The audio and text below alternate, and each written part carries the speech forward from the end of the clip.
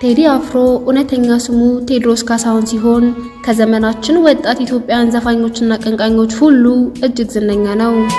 ቴዲ አፍሮ የተወለደው ሐምሌ 7 ቀን በአዲስ አበባ ኳስ ሜዳ በተባለው ሰፈር ነው። ወላጆቹ ለኪነ ጥበብ ቅርበት ያላቸው ባለሙያዎች ናቸው። አባቱ አቶ ካሳሁን ገርማሞና እናቱ ደግሞ ወይዘሮ ጥላይ አራጌ ይባላሉ። አቶ ካሳሁን ገርማሞ ታዋቂ ጋዜጠኛ፣ የዘፈን የግጥም ደራሲና የመድረክ መሪ የነበሩ ናቸው። ሙዚቃ ህይወቴ የተሰኘው ዘፈኑን መታሰቢያ አድርጎ ሰርቶላቸዋል። እናቱ ወይዘሮ ጥላይ ደግሞ ፕሮፌሽናል ዳንሰኛ ናቸው። በሙሉ ስሙ ቴዎድሮስ ካሳሁን ገርማሞ ተብሎ ቢጠራም የሚታወቀው ቴዲ አፍሮ በተሰኘው የመድረክ ስሙ ነው። ይህ ስያሜ ከአፍሮ ሳውንድ የሙዚቃ ባንድ ጋር በነበረው ተሞክሮ አግኝቶታል። በሙዚቃ ሙያው ከ15 ዓመታት በላይ ልምድ አለው። ከድምፃዊነቱ በተጨማሪ የዘፈን ግጥምና የዜማ ደራሲ፣ ገጣሚ፣ ታሪክ አዋቂ፣ በጎ አድራጊና የሰብአዊ ተሟጋች ነበር። ወደ ሙዚቃ የገባው የ12ኛ ክፍል ትምህርቱን እንዳጠናቀቀ ሲሆን በልጅነቱ የሕክምና ዶክተር የመሆን ፍላጎት ነበረው። ከሙዚቃ መሳሪያዎች ኪቦርድን ከመጫወትም በላይ የተለያዩ አኩስቲክ የሙዚቃ መሳሪያዎችን በመጫወት በመድረክ ላይ ባንዶችን አጅቦ የመስራት ልዩ ተሰጥኦ አለው። በአልበሞቹ ከፍተኛ ሽያጭ በማስመዝገብ በመላው ዓለም በርካታ ኮንሰርቶችን በመስራት በሀገር ውስጥ በሚሰራቸው ኮንሰርቶች ከፍተኛ ታዳሚ በማግኘት እንዲሁም በሙዚቃ ኢንዱስትሪ ከፍተኛ ተከፋይ በመሆን ግንባር ቀደም ተጠቃሽ ነው።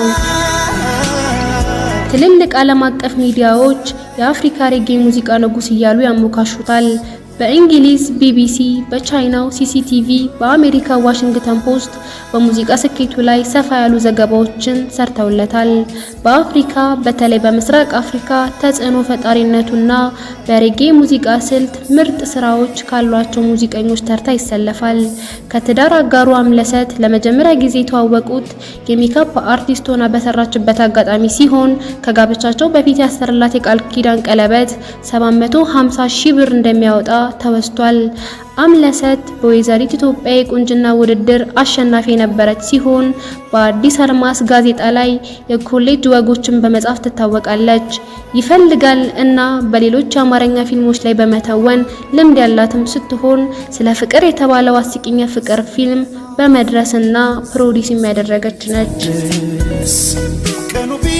ቴዲ አፍሮ በሙዚቃ ስራዎቹ በተለይ በሰብአዊነት በአንድነትና በፍቅር ዙሪያ አተኩሮ በመስራት ልዩ ከበሬታ ያተረፈ ሲሆን ለሚሰራቸው ዘፈኖች በሚጽፋቸው ድርሰቶች ከፍተኛ ምርምርና ጥናት እንደሚያደርግ ተወስቷል። በእያንዳንዱ የሙዚቃ አልበሙ ታሪክ ውስጥ ታሪክ ቀመስና ለታላላቅ ሰዎች መታሰቢያ በሆኑ የሙዚቃ ስራዎችም የተሰራ ነው። ለአፄ ኃይለ ሥላሴ፣ ለጃማይካው ሬጌ ኮከብ ቦብ ማርሌ፣ ለታዋቂዎቹ አትሌቶች ኃይለ ገብረስላሴና ቀነኒሳ በቀለ፣ ለአፄ ሚኒሊክም ይጠቀሳል። ፍቅር ያሸንፋል በሚለው መርሁ ይታወቃል። ከዚህ ባሻገር የግጥም መጽሐፍ ለህትመት ማብቃትም ችሏል። የሎሬት ጸጋዬ ገብረመድህን የልብ አድናቂ ሲሆን የስነ ጽሑፍ ችሎታው አስተሳሰቤን የቀየሩ ናቸው በማለት በአንድ ወቅት ምስክርነቱን ሰጥቷል።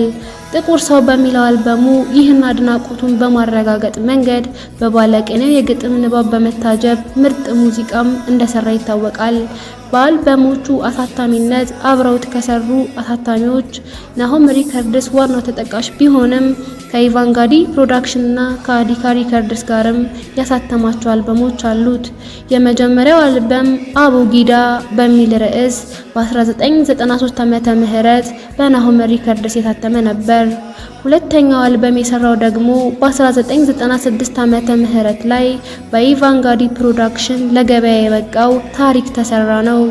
ታሪክ ተሰራ በኢትዮጵያ 10,000 ሜትር አትሌቶች የቡድን ስራ በመማረክ በአንድ ሌሊት ተሰርቶ በማግስቱ በኤፍኤም ሬዲዮ በመለቀቅ ከፍተኛ አድናቆትን ያተረፈ ነጠላ ዜማ መሆኑ ይታወቃል። በ1997 ዓመተ ምህረት ላይ ሶስተኛ አልበም ያስተሰርያል በሚል ርዕስ በናሆም ሪከርድስ ለመታተም በቅቷል። ይህ አልበም በጥቂት ወራት ሁለቴ ለመታተም የበቃ ሲሆን ከሚሊዮን ቅጂዎች በላይ ተሰራጭቶ ክብረ ወሰን እንዳስመዘገበም ይገለጻል። በ1998 ዓመተ ምህረት ቤስት ኮሌክሽን ናሆም ቮሊዩም በ14 ተብሎ በናሆም ሪከርድስ አሳታሚነት በተለያዩ ጊዜያት የሰራቸው ነጠላ ዜማዎች ተሰብስበው አራተኛ አልበም ለገበያ ቀርቧል። ሌላው ጥቁር ሰው በሚል በአዲካ ሪከርድስ አሳታሚነት ለገበያ የቀረበው አልበሙ ነው።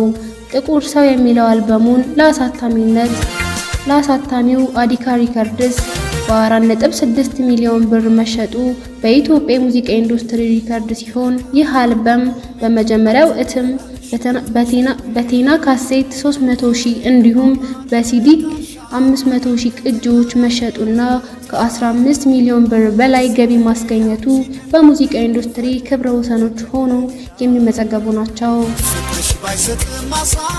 ጥቁር ሰው ለተባለው ዘፈኑ የሙዚቃ ቪዲዮ ከ500,000 ብር በላይ ወጪ በማድረግ ባለ ሪከርድ ነው። በተለያዩ ጊዜያት በሚወጡ ነጠላ ዜማዎች ስኬቱም ይታወቃል። ነጠላ ዜማ ሲያወጣ አገር ይንቀጠቀጣል፣ አገር ይቅበጠበታል፣ አቧራም ይነሳል። ይህ ደግሞ በኢንዱስትሪው ምርት ብቃት እንዳለው የሚያረጋግጥ ነው። እንደ ማስረጃ በተለያዩ ጊዜያት የተለቀቁ ነጠላ ዜማዎችንም መጥቀስ ይቻላል። አቦጊዳ ከሚለው አልበም አቦጊዳ፣ ልጅነት አላት፣ ለማለማሽና ሞናሊዛ ይጠቀሳሉ። ያስተሰርያል ከሚለው አልበም ያስተሰርያል፣ በልስጠኝ፣ ላምባዲና፣ አላምን የሚታወሱ ናቸው። መንታ ወርጄ፣ ያረጋል፣ ላሚ ቦራና ስደት የተባሉት ሌሎች 4 ነጠላ ዜማዎችንም ከፍተኛ ተደማጭነት በማግኘት የተሳካላቸው ሲሆኑ የመጨረሻው አልበም ጥቁር ሰው ከመውጣቱ በፊት ደግሞ ሰላም፣ ፊዮሪና፣ ልረሳሽ አልቻልኩም፣ አባይ ውዴ፣ አይደነግጥምና ትዝታ ይጠቀሳሉ። ከ5 በላይ ነጠላ ዜማዎች በአንድ ዘፋኝ እንዲህ በዝተው በአንድ ሰሞን ሲሰራጩ የተለመደ ስላልነበር እነዚህ ነጠላ ዜማዎች ለመጀመሪያ ጊዜ በተሰሙበት ወቅት በከፍተኛ ደረጃ ያነጋግሩ ነበር። 70 ደረጃና ኮኩም አፍሪካ ደግሞ እጅግ በጣም የተሳካላቸው ነጠላ ዜማዎች እንደሆኑ ይታወቃል። በመኪና ሰው ገጭቶ በመግደል ክስ ፍርድ ቤት ቀርቦ ጥፋተኛ ሆኖ በመገኘቱ የ6 ዓመት እስራትና የ18,000 ብር ቅጣት ተላልፎበት ነበር። ይግባኝ ጠይቆ እስሩ ወደ 2 ዓመት ወርዶለታል። በወንጀል ተጠርጥሮ በቁጥጥር ስር ከዋለበት ጊዜ አንስቶ በፍርድ ውሳኔ እስር ቤት እስከገባበት ድረስ 442 ቀናትን ካሳለፈ በኋላ በአመክሮ ሊፈታ ችሏል። በ1991 ዓ.ም ከያሬድ ሙዚቃ ትምህርት ቤት ከወጡ ሙዚቀኞች ጋር ላስታስ ባንድን አብሮ መስርቷል። ባንዱንም በበላይነት በመቆጣጠርና በመምራት ትልቅ ድርሻና ኃላፊነት ነበረው። ከላስታስ በኋላ አቦጊዳ ባንድን ማናጀሩ ከነበረው ታዋቂው አዲስ ገሰሰ ለታዋቂው ዳሎል ባንድ ከሰሩ ሙዚቀኞች በመቀናጀት ለመመስረት ችሏል። በዋናነት ተደማጭነታቸው በአፍሪካ የሆኑ ከ5 እስከ 7 ሙዚቀኞችን ለአባልነት ያሰባሰበው አቦጊዳ ጋር በኢትዮጵያ፣ በሰሜን አፍሪካ፣ በአውሮፓና በተለያዩ የዓለም ክፍሎች በርካታ ኮንሰርቶችን በመስራት ከፍተኛ ልምድ አለው። በባንዱ የሚሰሩ ሙዚቀኞች ዓለም አቀፍ ደረጃ ባላቸው የሬጌ ሙዚቃ ባንዶች የኢትዮጵያ ሙዚቀኞች ጋር በመስራት ከፍተኛ ልምድ ያላቸው ናቸው።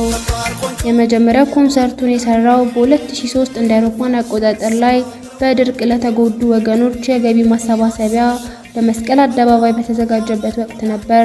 በ2005 እንደ አውሮፓውያን አቆጣጠር ላይ የቦብ ማርሌ 60ኛ ዓመት የልደት መታሰቢያ ዓለም አቀፍ ደረጃ ያለው ኮንሰርት በተዘጋጀበት ወቅት ላይ የተሳተፈው የዝግጅቱን መክፈቻ ሙዚቃዎች በማቅረብ ነበር። ከሀገር ውጪ በመላው ዓለም በአፍሪካ፣ በአውሮፓ፣ በሰሜን አፍሪካ፣ በአውስትራሊያ እና በመካከለኛው ምስራቅ በመዘዋወር በ40 ትላልቅ ከተሞች ኮንሰርቶችን አቅርቧል። በተለይ በ2006 እንደ አውሮፓውያን አቆጣጠር ላይ ለ10 ወራት በቆየና ወደ አገር ቤት በሚል ስያሜ የኮንሰርት ዝግጅት የዓለም ከተሞችን ማካለሉ ይገለጻል። በ2009 እንደ አውሮፓውያን አቆጣጠር ላይ ከእስር ከተፈታ በኋላ ለመጀመሪያ ጊዜ በአዲስ አበባ ስቴዲየም በተዘጋጀው ኮንሰርት ሙዚቀኞችን ሲያቀርብ ከ60 ሺህ በላይ ታዳሚዎችን አግኝቷል። በዓለም አቀፍ ደረጃ በሚያቀርባቸው የሙዚቃ ዝግጅቶች በአማካኝ እስከ $15,000 እንደሚከፈለው መረጃዎች ያመለክታሉ። ጥላሁን ገሰሰና ቦብ ማርሌ ተምሳሌቶቹ ናቸው። በበጎ አድራጎትም ስራዎች ይታወቃል።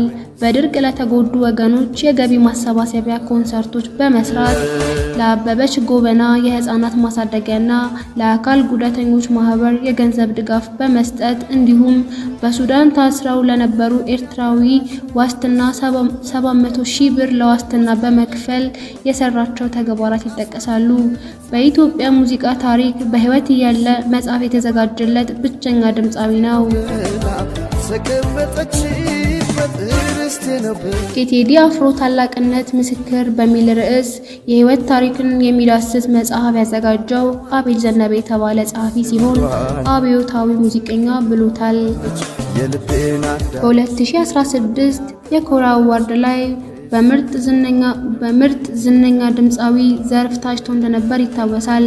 በ2014 እንደ አውሮፓውያን አቆጣጠር ላይ ብራዚል ላስተናገደችው 20ኛው የዓለም ዋንጫ ዘፈን እንዲሰሩ በውድድር ዋና ስፖንሰር በኮካ-ኮላ ኩባንያ ከተመረጡ ሙዚቀኞች አንዱ ነበር። ኢትዮጵያን ብቻ ሳይሆን አፍሪካንም በወከለ የሙዚቃ ስራው ተደንቋል።